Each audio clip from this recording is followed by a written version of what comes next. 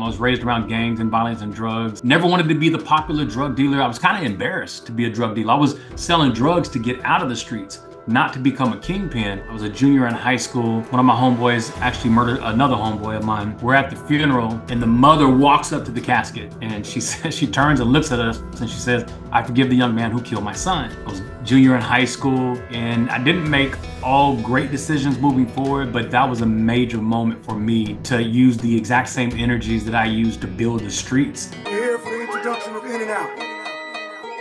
It's a movement to change the world.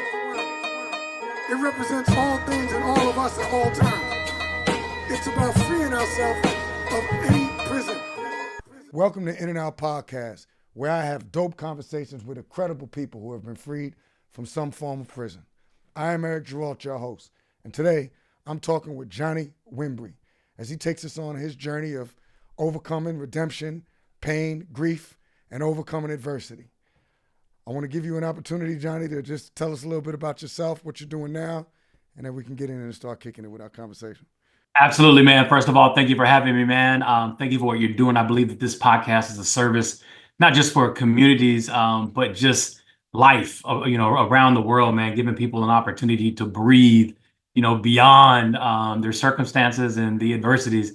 My name is Johnny Wimbrey. I am from the Dallas-Fort Worth area. Quick brief lowdown on myself, or I don't know if that's the word to use, but just right to the point.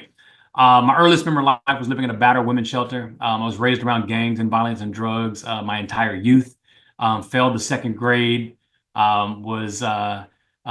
Sold crack cocaine on the streets, and when I was 15, I had people selling drugs for me. By the time I was 17, and at my homeboy's funeral, I was a junior in high school. One of my homeboys actually murdered another homeboy of mine. And the night of the wake, we're at the funeral, and the mother walks up to the casket, and she says, she turns and looks at us, and she says, "I forgive the young man who killed my son." Now I'm sitting in church with a gun, and we're all planning to retaliate after we, show respect.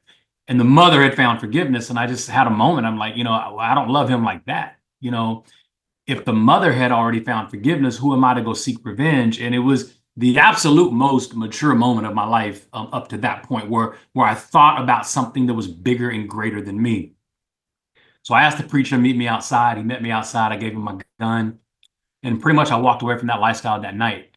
I was junior in high school, and I didn't make all great decisions moving forward, but that was a major moment for me to use the exact same energies that I used to build the streets. The same Johnny who was a risk taker in the streets, I brought it into the business world. And, here I am sitting before you right now, 25, 30 years later, a multi-billion-dollar producer, built organizations and business partnerships in over 100 countries around the world. Been on stage and, from South Africa to Perth, Australia, to Nazareth, to Jerusalem. I've been on stage speaking with, 17 translations going on while I'm speaking. And it just really, I think more than anything, this book, From the Hood to Doing Good was my first book. It really just taught me that people want to hear from real people who've really been through some things and really have a heart and a passion to help people, make it to the other side. So, doing things like this is, reminds me, and hopefully it reminds your listeners that, where you come from doesn't have to dictate where you're going, and your past doesn't have to determine your future. That's dope. Yeah, I love everything that you're saying, and it's moving, and you're an inspiration to me just listening to you, just in your introduction and everything that you've done. Now, I know I've reviewed some of the notes, and I know that you're an author, you're a speaker, international mentor, businessman, community leader, everything that you said. You said that moment where one friend killed another friend and you met one of the friend's mom and she was willing to forgive. Now you didn't necessarily do time physically incarcerated, but you did have some brush-ins with the law also. At what stage of your life were you when you ended up getting arrested, and why were you able to not end up physically doing time? Well, I had a brother who did 40 years, and he did about 30 years on a 40-year, 2 or 3 times in and out. And literally the only difference between me and my brother is I didn't get caught. So when I don't see myself different from anybody who's done hard time. I just see myself as somebody, for some reason, God's grace and mercy has always, been on my life. When I was at 19 years old, I had a felony arrest, and that felony arrest, I've always been smart enough to, play the game. And I knew that title and that label would be with me forever if I didn't do something different, right? And so when I had the felony arrest, it was actually for a weapon charge on a high school campus. And if I had really gotten caught for what I was really doing, it would have definitely been time. So God's grace and mercy has always been with me, and it's just like one of those moments where you start realizing, like, this is it. Like, this is the opportunity to change your life around, or like a lot of your homeboys, your brother, like, people that you know who are dead or in prison, like, this is where you're headed. And just the game inside me, I've always had a game going on inside me. I just kind of altered my game. Like, I got to play a different game and a different route, run a different route, or I'm gonna get I'm gonna get hemmed up, right? And so making the decision to change my life around had nothing to do with beating the streets. It had something to do with just beating society. And I just always looked at it, as a game. Been locked up, never really spent more than 24 hours in jail, but it was enough. Like, even in those instances, you play the game, while you're in there. So, I mean, if there was a definition of God's grace and mercy in terms of not having to have the story of being, locked up for years, that's me. But it really came because of, choices. I had a homeboy who told me that, you know, um, I mean, I'll tell you what really happened. All right. I was making a deal one time, and I literally saw like plainclothes detectives. I don't know who they were, but the high level detectives taking pictures of me. And I saw it from a distance. I knew what was happening. And literally that day I stopped. I know the next step. Right. You got to participate in your own rescue. You can't be so caught up in the game that you're faithful to it. I was faithful to me, man. And just that moment was the moment where you couldn't catch me with anything in my hand moving forward from that day. Yeah, that's a dope story. And like you say, life is about choices, right? And we all, it sounds like you had an aha moment and you were one of the ones that was able to not actually have to do 5 or 10 years in order to learn that this is not the lifestyle that you really want to live. Is your brother still doing time or is he out now? My brother got out in 2022, so he's been out for a couple years now. We're actually doing a documentary on him. My company, 360 Films, called My Brother's Keeper. So we're doing a documentary on his life. He's doing good. It's been it's been ups and downs. We almost lost him one time, maybe a couple times. And one of the things that I didn't take into consideration that just the mental stability, after doing 20 years, and I didn't take into consideration that, substance abuse and things like that. Because in my mind, we're brothers, we're a lot alike. We know how to play to win. But, life happens, man. What is the age difference between you and your brother? I'm 49, he's 52. There's three of us. Our earliest memory of life was living in a battered women's shelter. We were all three together. We're biracial, black and white. And if you want to give an image of my father, think Samuel L. Jackson in the movie Pulp Fiction, like that character. And Okay. One of my jokingly, favorite movies. He was a but hell of a character. yeah, you get it instantly, right? So that man was the reason that we went to a battered women's shelter, and they sent us to San Jose, California, to protect us from Fort Worth. So long story short, my father actually ends up raising us after I'm in the second grade. So we were shipped back to Texas to live with my father. I started realizing, man, bad husband doesn't mean bad father. Yeah, he's hard. That's right. But my father, like, I have never felt fear in my life around my father from another person. He was just a very fearful person. So if you're on his side, like, you're on the Right. right side of fear, Right. right? But you felt protected at the same time. Yeah, I was raised by a very strong man, very strong-willed. But I was more afraid of getting caught by him than caught by the police. Right. So how old were you when your brother got locked up? Man, my brother's been in and out of jail since he was 14, 15 years old. And I was going to tell you, so we're three brothers. Johnny, I'm 49. I got a brother who's Willie. His name is Willie. He's 50 years old, and then Larry's 52. So we're about stair step brothers, very very close. But when we came back to California to live with my dad, my mom showed up 3 years later, and then my brother Larry went to go live with my mom, and she just couldn't control him. She couldn't control him. So I'd say about seventh, eighth grade, my brother started getting locked up. Okay, in and out of juvenile, and then just in and out of prison, basically most of your life. If you're talking about 30 years, at least more than half of your life, that's a long time. But as I was getting to earlier, so what I like to tell people, because I had to learn this myself, like when you going back to what you said about life is about choices. When we have a choice that we're faced with, it's best to figure out what is the worst case scenario, and if you're okay to live with the worst case scenario, then have at it. Because we like to consider the best case scenario. Like even if we're selling drugs or whatever we're doing, I feel that most of the time, most of us look at, well, I'm not gonna get caught. I'm looking at the best case scenario, and then we move forward. But you got to be okay with the worst case scenario, before you make that decision to move forward. It sounds like you was able to get that lesson at a very young age. Like, oh, I don't, I don't want to live this life, and you made that change. Maybe your brother, maybe he wasn't able to make that same calculation. My brother has memories in life that I don't have. I remember the battered women's shelter, but he remembers before the battered women's shelter. So his memories of what he experienced, and I teach people it's not what happens to you, it's what you allow to happen in you when it happens to you. So there are a lot of things that happen inside my brother that didn't happen inside me. And again, I'm not better than him. I just made different decisions.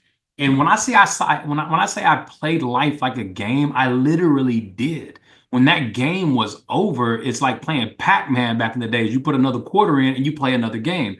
Somehow, some way, I saw life that way.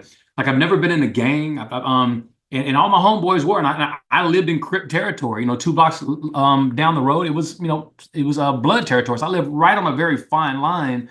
But I was able to make moves on all sides because people knew that Johnny was chasing money. I wasn't chasing popularity. All right. Never wanted to be the popular drug dealer. I was kind of embarrassed to be a drug dealer. I was selling drugs to get out of the streets, not to become a kingpin.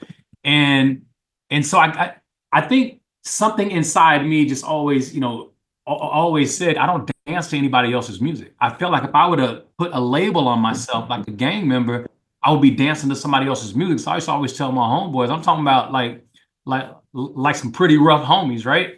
Why ain't you getting down with this? Why ain't you getting down with that? I'm like, man, look, if y'all want to call the gang Wimbrey, I'm in. That's my last name. Like you would have to convert the gang to my last name for me to join. I've always been that confident, even almost borderline arrogant when it comes to representing something. It has to be me. I like that. Sounds like you still playing life on your terms, playing it like a game. You still doing that? Yeah, I mean, I don't know another way. When I got out, of the streets, I actually went to acting school. And acting school is kind of where I started honing my skills, learning how to communicate. I've always been the chameleon. Like I've always, if you want to picture me in high school, picture like the Fresh Prince of Bel-Air. Actually, the new show. That new kid is more like me than Will Smith.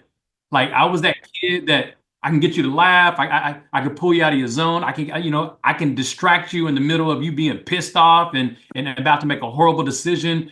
Just I've always been that kid, positive, major distraction in class, but I never really was a disrespectful kid when it comes to adults because I was afraid of my father. So you had this kid that had I'm very charismatic, can talk my way out of trouble, and just finding myself in a situation where if I don't learn how to hone this gift is going to get me into more trouble, and it started to. So when I graduated high school, went to acting school. Again, I wanted to make residual income, and somebody told me you do a commercial every time it comes on, you get paid again and again and again. It's a game to me. Everything was a game. So I wanted to join the game of residual income again, not to be famous. I wanted to make that money. And so I just kind of started down that path. Then I started selling health and life insurance. And if there was one point that I would tell people watching this right now, and I got a lot of homies that been in and been out. I got homeboys that just got out 4 years ago that were with me the day I gave my gun to the preacher. Like you're talking 30 years later, they're just getting out. And my message to them is the same message that I would have for anybody. Listen, you got to participate in your own rescue. And I've always taken full responsibility for my felony arrest. I've always taken full responsibility for every label that I have allowed to be stamped on me. So when I became a licensed insurance agent in the state of Texas, you can sell insurance for 90 days without a license. So I literally was mimicking my boss. I chose insurance so I wouldn't have to miss auditions because I get to write my own schedule. So I'm already still playing the game. Like I'm playing the game. I'm choosing an industry that creates residual income where I'm in charge of my schedule, right? So here I am selling health and life insurance, and I became top 50 in the United States my first 90 days. So I've always rose. I've always been at the top of the game. I've always been that guy that can play the game, but I had no idea what I was doing. I was just mimicking whatever my boss said. So think about Johnny in acting school. I've always been able to mimic. I can mimic anything Eddie Murphy has ever done. Every voice he's ever done, I can mimic it, right? So when it came to like being around different people and different cultures and going even to East and West Texas in the backwoods and walking up, young, G'd up kid and being able to mimic, these country guys who just shot a cow and they're skinning it. Like I love throwing myself into atmospheres where I would have to stretch myself to be a character, right? So here I am selling insurance, and I'm raising up, I'm having fun, I'm playing the game. To me, it's a game, making money, but it was still a game to me. Right. And how you play the game. I take the test, failed it the first time. First time, I think I got like a 62. Now I've never failed a test after failing the second grade. I've never failed a test I've studied for. It's just a game I don't play. If I'm studying for something, I'm gonna pass it, right? Wherever you put your focus to. Yeah, I've always been that kid. If I put my focus to it, I'm gonna get it. I don't even care Life about is getting about that. focus. That's right. So second time, took the test, I got a 69. Third time I took the test, I just basically learned 4 questions that I didn't know on the test, and that got me a 72. So now I'm a licensed insurance agent. I send my license in to the state of Texas. I get a letter back a week later that says, "We're sorry to inform you, the state of Texas does not allow felons to sell insurance. Wow. Insurance denied." So this is a moment in my life where I'm about to get pissed off or I'm about to get pissed on. I decided to allow me to get pissed on, like something ignite inside me. I'm pissed off, I'm mad, but what are you gonna do about it? Like I wasn't a punk. Yeah, I wasn't a punk in the streets, right? Like I knew how to take risks every day of my life. Left turn, right turn could have ended my life. So taking risks has never been an issue for me, right? But this was different. Now it's like, the man's trying to hold me down. Like, you start getting into that victim mindset. But whose fault was it that I had a felony arrest? It was my fault. I participated. It was me, right? So participating in my own rescue, I have no idea why I did this. I called the courthouse that gave me the felony arrest maybe 2 years before. So it's 2 years later. Judge Wayne Salvin happened to be the same judge that sentenced my brother to prison. And I spoke on his behalf and got him half the sentence that they wanted to give him. But that was later in life. But at this moment, Judge Wayne Salvin, and in Fort Worth, at that time in the 90s, Fort Worth was one of the murder capital of the nation. It was like a really rough time in Fort Worth in the 90s when I was growing up, right?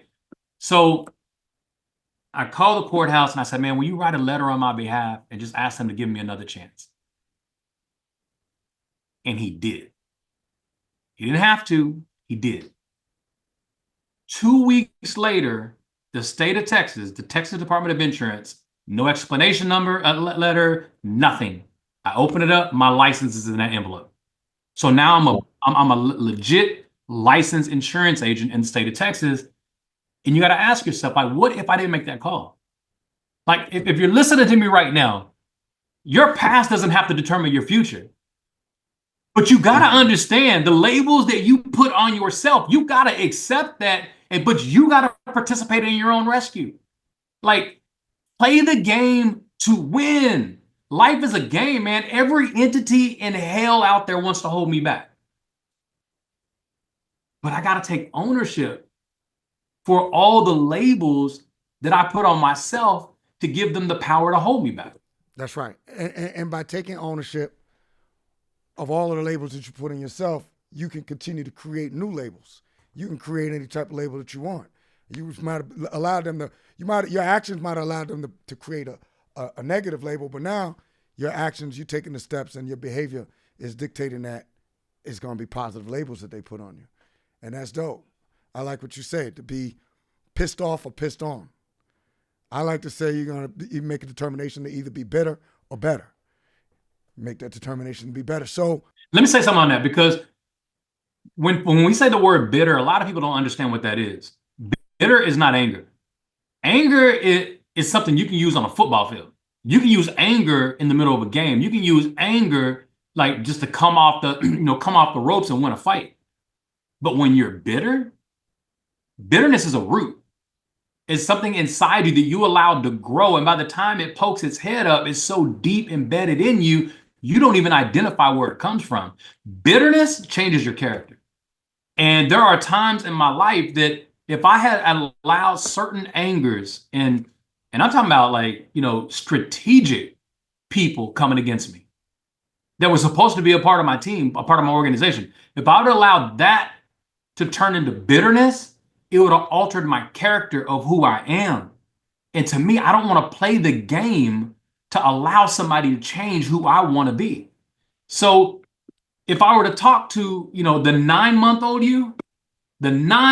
you, when you were starting the process to learn how to walk, like that you is untouchable.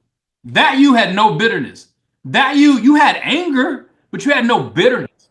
Why? Because at 9 months, you're falling down and getting up and falling down and getting up and falling down and getting up and falling down and getting up to start this process of this thing called walking. Mom and dad is looking, brother and sister is looking, grandma's looking. They're watching you fall down, but for some reason you get up every single time with a smile on your face because you don't understand that you're failing again and again and again and again and again. The only thing you understand at 9 months old is if they can do it, then me too. That 9-month-old version of you never got bitter. You got better. I like it. I can dig it. So that you just taught me something, and I'm sure you taught a lot of people something. So it's actually better to be angry than to be bitter, because it's easy to do something about it when you're angry. Then you can say, okay, I'm going to do something about it. But if you're bitter, it kind of clouds your judgment. Anger is an emotion that we're supposed to experience. It would be like depression. Sad is something you're supposed to experience. Depression is something you have to become.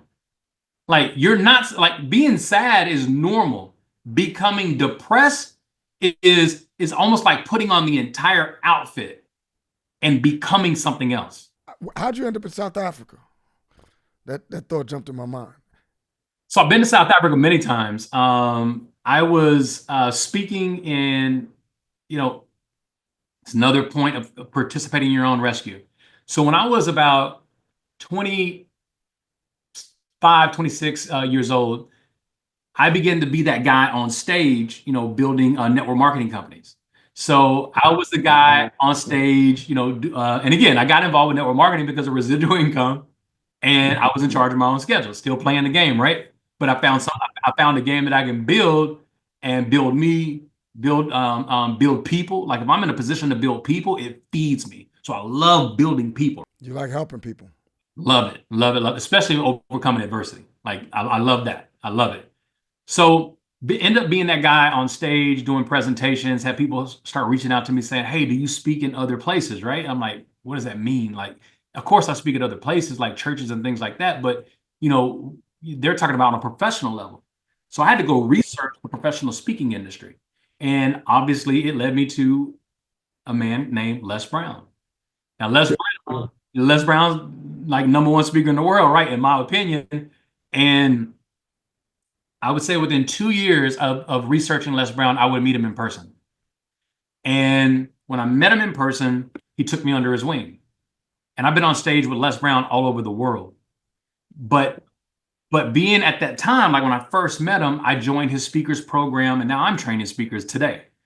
And I began to say things like, you got to, speak life, right? Speak life, speak those things to be not as though they were. And I'm crazy. Like when I learn new principles, I actually do it.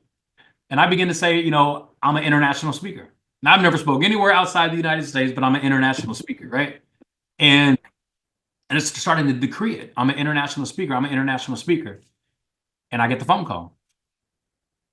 I get a phone call that basically says, this is so and so in London, England, and we want you to come speak at our conference called Mind of an Entrepreneur. And they're saying you're going to get 10 minutes to speak on stage, but you got to pay your own expenses. You got to pay your own everything, right? And I'm like, I call Les and I tell him about it. He said, Johnny, if you do this engagement, it's going to cheapen you if people find out that you paid for everything just to go speak for 10 minutes. And he said, Johnny, but I trust your judgment. And this is where I had to come back and have a conversation with Johnny.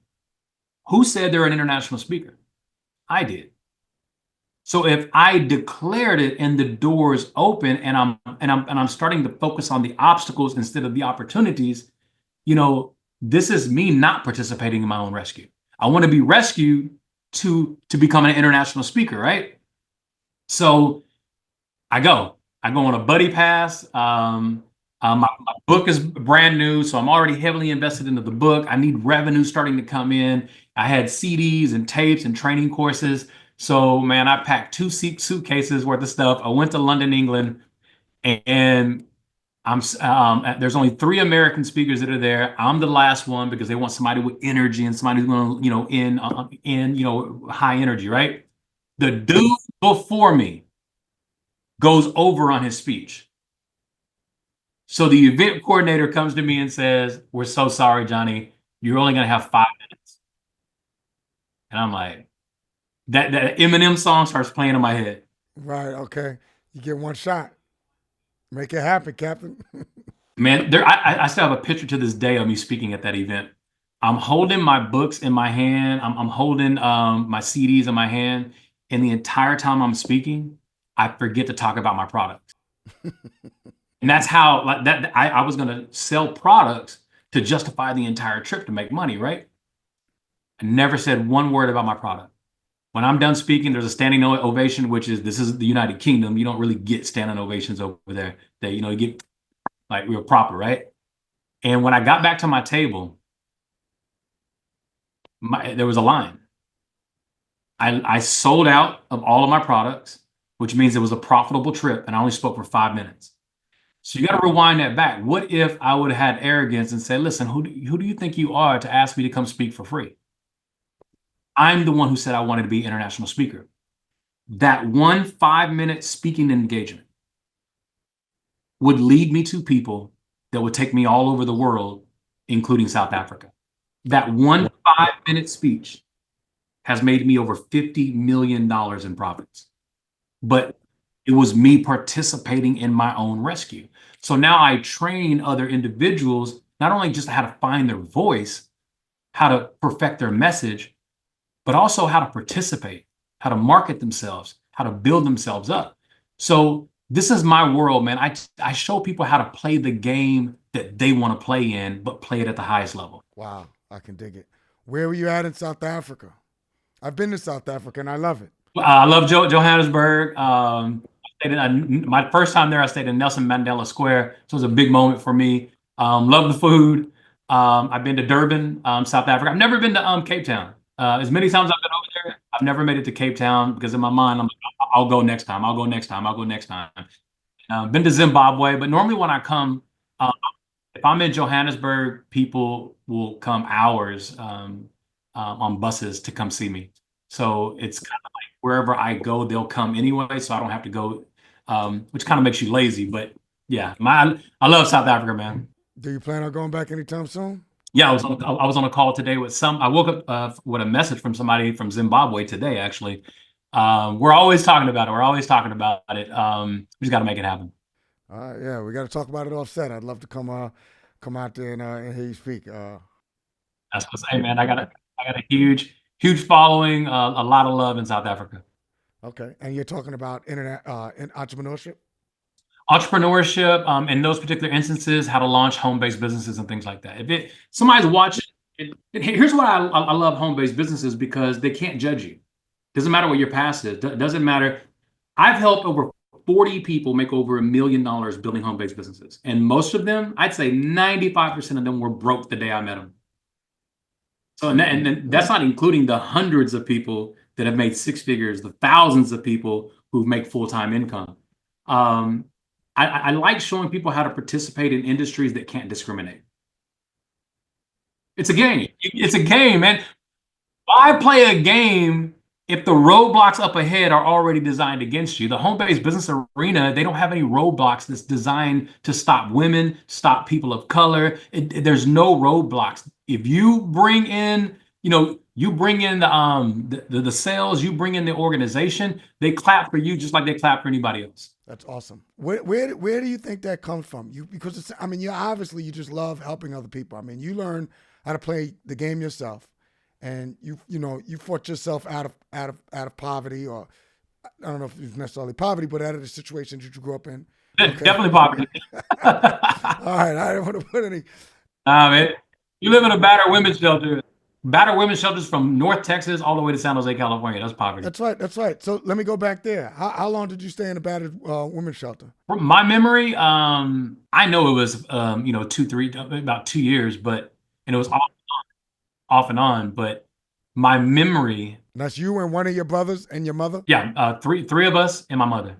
Okay, all three of y'all and your mother. Okay, and then but then you went back to live with your father. Yeah, total government help. Yeah, my mom's white, so if my father is a black and abusive man, the government shipped her off real fast for protection, and we were off the grid. How old were you when you were living in a shelter? I was about 3 years old when I remember. Like literally, the first memory of life that I have is a battered women's shelter. I remember walking. Yeah, it's rejection and it's trauma. It's everything. I remember walking up to it. And this is normally how I start my speech. I walk up to a refrigerator door. I open the refrigerator and I put my hand in the refrigerator to grab some milk, and someone says no. And that's the first thing I remember.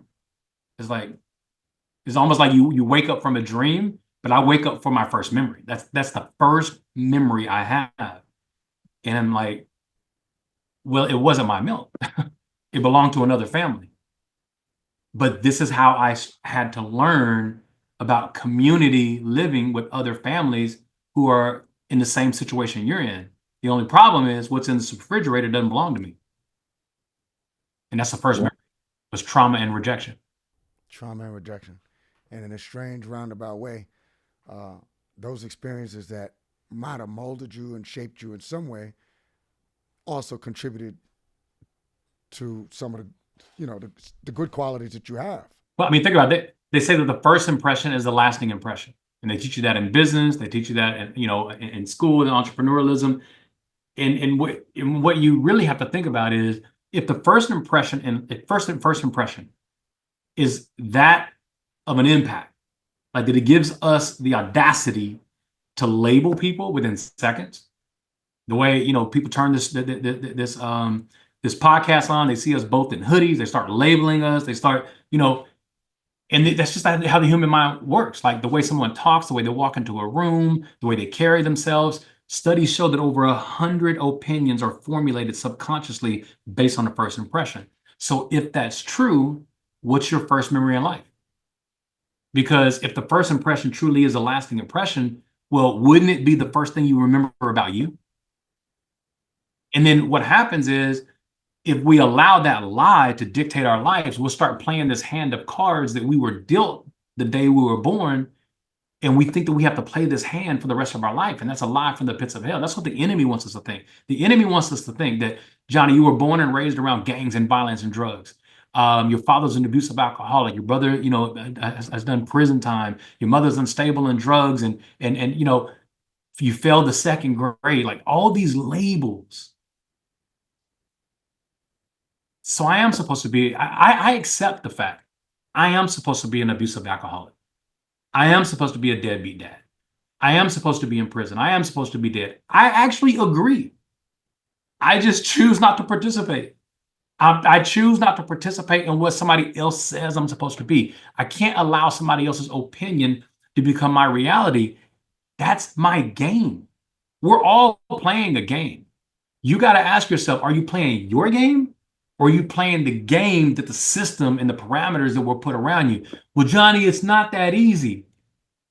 It's not supposed to be easy. But if you play it to win, it's worth it. So where did that come from, Johnny? Because for me, so I've always had, I've always been like a nonchalant person that had, for the most part, a happy attitude. But as you know, I did 6.5 years in federal prison. When I was in there, the first year and a half was harder than the rest of my time. And the point that I'm getting to is there was a choice.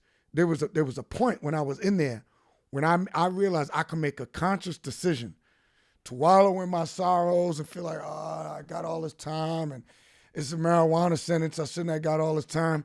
But there was a point that came that I said, you know what? I'm in here now. So fuck the outside world, excuse my French, but I'm gonna make a determination that I'm gonna make the best of the situation that I'm in. And when I made that determination and I made that decision, I was able to find happiness every single day that I was in prison. And that carried on with me now that I'm out of prison because I was able to learn and I was able to make a conscious decision that when I wake up, if I'm alive and I'm healthy, I've got my good mind, I'm gonna make a decision that I'm gonna make this day the best day. So I tell people all the time, my worst days is better than most people's best days, but that's because I've learned how to make a conscious decision that every day is gonna be good for me. When was it that you learned, or because it sounds like something that's just almost innate in you, that you live life no matter what's going on, you always gonna make the best out of life. I think there was a time in my life where I was more afraid of going back to being homeless than I was getting out of my comfort zone. And that's a lot. It sounds easy, but if you really digest what I just said, that's a lot. I programmed myself to be afraid to go back. And when you're afraid to go back to something, you run from it. So I ran towards opportunities. I ran towards mentors. You know, I wouldn't be where I am in life right now if at some point I started to subscribe to the mindset that I need to surround myself around people who outthink me. Like what you just described, to me, that's, Les Brown says, you got to get out of your head and get into your greatness. And the head says, you know, bro, you shouldn't be all doing all this time. It was marijuana. Like that's the head talking, right? But the reality is, you know, those are very defeating words. And if you repeat them enough, you start to believe them. And if you really start pulling it back to the original you, like that 9-month-old version of you, and people think I'm crazy, but these are conversations I have with myself. Johnny, you didn't give up when you were in the battered women's shelter. You didn't give up when you failed the second grade. You kept moving, man. And it's those inner conversations that you have with yourself. Like if somebody else was born to win, then I might as well be born to win too. So when I started subscribing, like it's almost like, you buy subscriptions to Netflix, you buy a subscription to Hulu, Fandango, whatever it is, you buy these subscriptions. Well, what are you subscribing to mentally and emotionally for you? I'm subscribing to the possibilities that increase is always on the table. I'm subscribing to the possibility that winning is always on the table. I don't remember learning that. I don't remember. As a matter of fact, I have never entertained being broke, even when I was broke. Like I've never entertained not being successful when I had nothing. So there is something that's inside us that we were born. Like I believe that we were born, and I talk about it in my book. You talk about choices. The subtitle of the book is From Adversity to Prosperity Through the Choices You Make. This is my first book. It's my first book. My newest book is Building a Millionaire Mindset. It's a hardback book afforded by Les Brown, endorsed by Emmett Smith, Bishop T.D. Jakes, a lot of like very strong people, but it talks about the mindset. And I wrote this book as a roadmap to my children if anything ever happened to me. It has nothing to do with making $1 million. It has something to do with the mindset to maintain and sustain a millionaire lifestyle. and what it takes to get there. So when I talk about like, where did it come from? I don't remember having to use energy to fight to think that way. And if you talk to a drug dealer, you've been in the streets, you know what it's like. Like, you really can't start that game if you plan to lose. Like, there's something inside you that's willing to take that risk. There's something inside you that's willing to put your life in jeopardy, and you do it anyway. That's a champion going in the wrong direction. So it's not like it's not there. You're just using that channel in the wrong direction. Bring those exact same risks. Like, you got CEOs of companies that are looking for risk takers. But in our community, we take the risk to go the opposite way. And that's what society actually wants us to do. Did you know that they build prisons based on behavioral habits of African American men? But by the time I think it's like second to sixth grade. Third grade. Yeah, I already know. That's crazy. Oh, here's what you know what's crazier. We've never let them down. That's right. We've always outperformed. Yeah. It's predictive analysis. So at some point, it's our responsibility. Johnny, what's feeding you more than anything right now is helping rebuild what I helped tear down. Because when I sold drugs, I sold crack. I never thought to myself how I'm destroying families.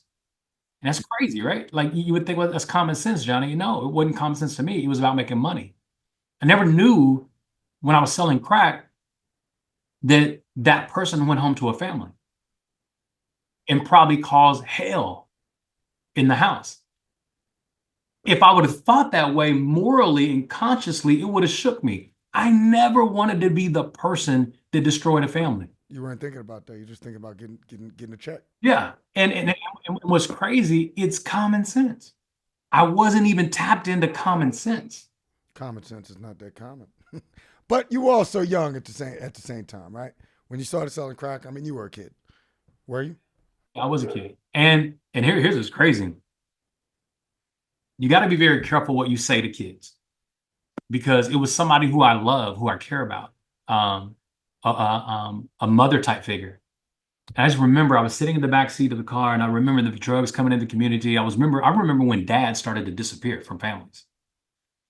And I remember I said out loud, I was sitting in the back seat. I think I was looking in the rearview mirror. This is how well I remember it.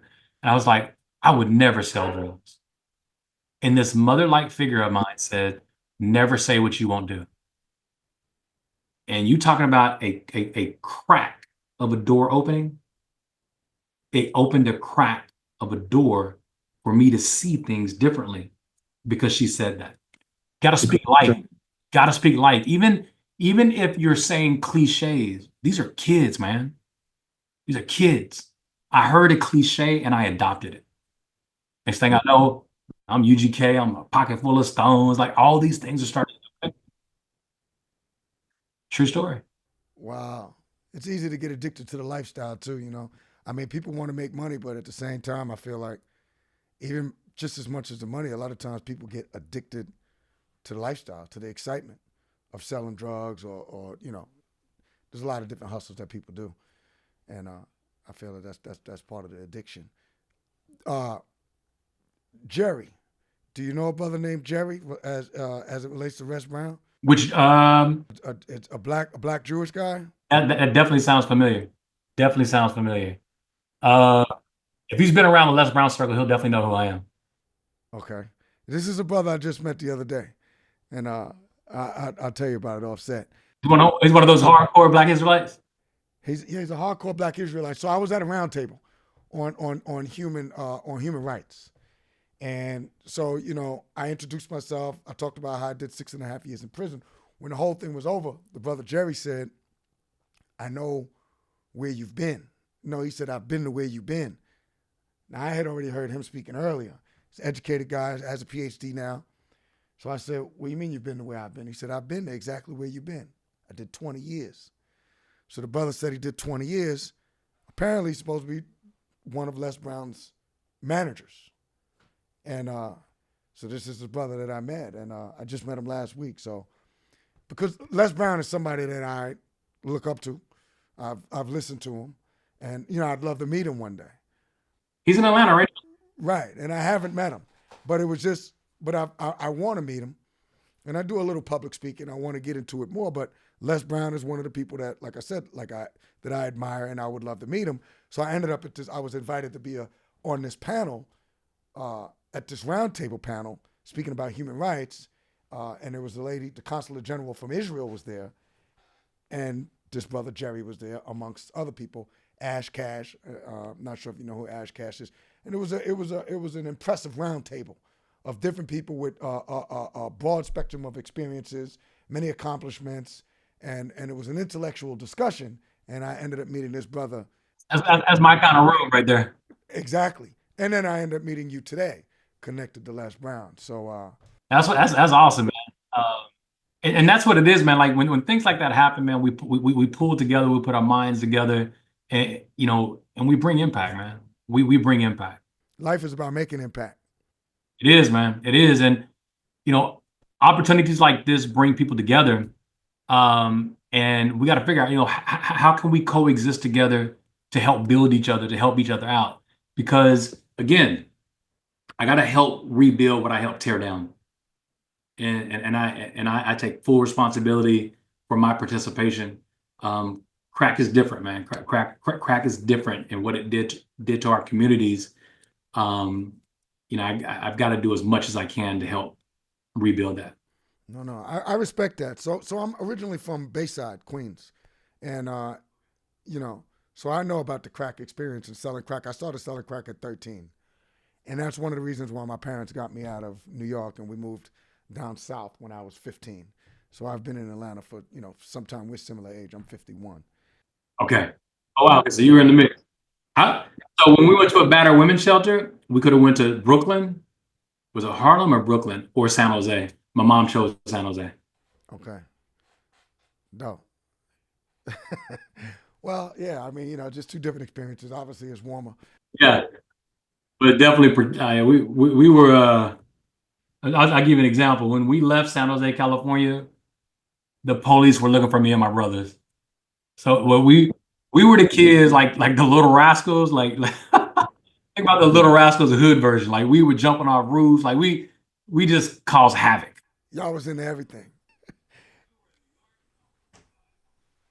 That's funny. So me and my brother, it's funny that you say that. A lot of similarities you bring. You bring thoughts to my mind when you bring certain things up. So I have a brother. I have an older brother and a younger sister, but they would refer to me and my brother as havoc and destruction because we was always getting into shit. Yeah, yeah, man. We're having fun, man. We don't understand it's y'all's property. We're just having fun. Yeah. Tell me about 360 films. 360 Films, my film company. We have a movie that just came out called Summer of Violence. Summer of Violence is available on all, Amazon Prime. It's on Apple TV, Fandango. Summer of Violence. Check it out, man. It's kind of like one of those coming of age type movies. It's a really good a father daughter type movie. Just go check it out. Watch the trailers. Summer of Violence. We won multiple awards in the film festival tour. We took it to Cannes in France, all throughout the United States, different places, and it's an award-winning film already. My partner Nikki Michaud, she wrote, directed, and I'm the executive producer, one of the co-founders of the company, and we're really excited about this film. And it just released last week, doing very well, and we're super excited about it. And 360 Films, it's the reason I named it 360 Films is because everything is full circle, man. My entire life is full circle. Everything in my life has always been full circle. Dope. How long have you had 360? Is this the first film? This is the very first film. We launched it in 2022. We started marketing our first movie in 2023, and in 2023 is when the movie won the awards on the circuit. Okay. Well, I'm definitely gonna check for it, man. You say it's about a father and a daughter. Is it you and your daughter? No, no, no, no, no. It has nothing to do with me. It's actually based on true events that happened in Denver, Colorado in 1993. Think poetic justice because it's a poetic driven movie. Think on that level, which poetic justice was actually 1993. And 1993 is actually the year I gave my gun to the preacher. So 1993 is a big full circle year for me. And that's not the reason we did this movie. This movie has nothing to do with me, but my entire life was full circle. Even when it's out of my control, it's always full circle. So check it out, Summer of Violence, Amazon Prime is probably the easiest way to get it. Check it out. We'd love to know what you think. I'm very proud of it. My daughters are the executive producers. They're actually on TV right now while we're doing this in Atlanta, Georgia, talking about the movie. That's what's up. That's dope. I see that not only are you in the film, your daughter's in the film. We got a few more minutes. I know you kind of gave a closeout, but I want to give you another opportunity. Tell people where they can find, well, you just told them where they can find your movie 360, any one of your books. Give yourself another plug on where they can find you on social media, how they can find you if they're looking for, anything that you do. You're doing so much, but, just give us a couple minutes of that. Thank you. Absolutely. Everything I have, JohnnyWimbrey.com. All my social media tags are at Wimbrey, my last name. So at Wimbrey on in Instagram, Facebook, LinkedIn, all that good stuff. I'm doing something different that I haven't done. I've done this maybe 10 years ago. I'm going to be donating 10 free speeches. Now, my speaking fee is about $25,000 for a corporation. So I'm donating 10 free speeches in 2025 to qualified organizations. And if your organization is looking for a speaker, and this is my way of giving back, this is my way of tithing, but it's also my way of getting my voice out to other audiences that I normally wouldn't be able to get to.